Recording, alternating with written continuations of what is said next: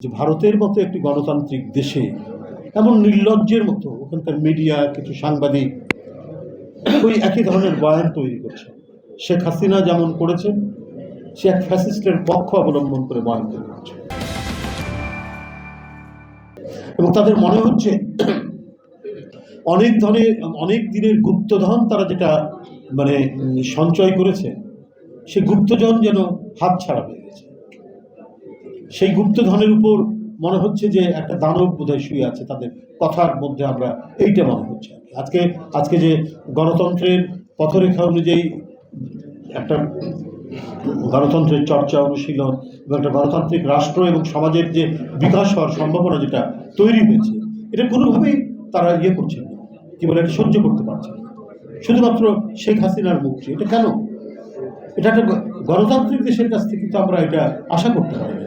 তাদের কেউ খাপছাড়া টাইপের কিছু মানুষ তারা মিডিয়ার সাথে যুক্ত, বলছেন বাংলাদেশ আর থাকবে না, সে পার্শ্ববর্তী একটা স্বাধীন দেশ সে থাকবে না। সে কথাটাকে অ্যালাউ করছে কি করে ভারতের নীতি নির্ধারকরা? এবং এই যে শেখ হাসিনার যে বক্তব্য, তাকে আশ্রয় দিয়েছে, ঠিক আছে, সেটা দিতে পারে, কিন্তু তাকে ফ্রি হ্যান্ড দেওয়া, যে সে বলবে বাংলাদেশের বিরুদ্ধে, বাংলাদেশের এখানকার যে পরিবর্তন হয়েছে সেখানে তার মন গড়া কথা বলছে, উস্কানি দিচ্ছে, এই একটা অরাজকতা তৈরির প্রচেষ্টা চালাচ্ছে, এবং সেটা চালাতে গিয়ে যে প্রতিক্রিয়া হচ্ছে, সেই প্রতিক্রিয়ার আপনার পক্ষে অবস্থান নিচ্ছে ভারতের পলিসি মেকার। এটা অদ্ভুত ব্যাপার। আজকে এখানে আপনাদের এখানে আসার সময় দেখলাম একজন গাজীপুরের মেয়র, সে তার বক্তব্য সময় টিভিতে দেখাচ্ছে যে আমাদেরকে যদি রাজনীতি করতে না দেওয়া হয়, আমাদের যদি কর্মসূচি পালন করতে না দেওয়া হয়, তাহলে কেউ শান্তিতে থাকতে পারবে না, অর্থাৎ হত্যার হুমকি দিচ্ছে। এই সাহসটা কে দিচ্ছে? সেই সাহসটা দিচ্ছে আপনার পার্শ্ববর্তী দেশ থেকে শেখ হাসিনা উস্কানি দিচ্ছেন এবং তাকে সাপোর্ট করছে তাদের পলিসি।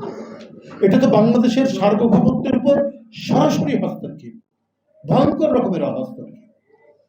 এটা একটা স্বাধীন গণতান্ত্রিক দেশের উপর আরেকটি স্বাধীন রাষ্ট্র, এটা তো চরমভাবে আন্তর্জাতিক রীতি নীতি সমস্ত কিছু লঙ্ঘন করে এই কাজটি করছে।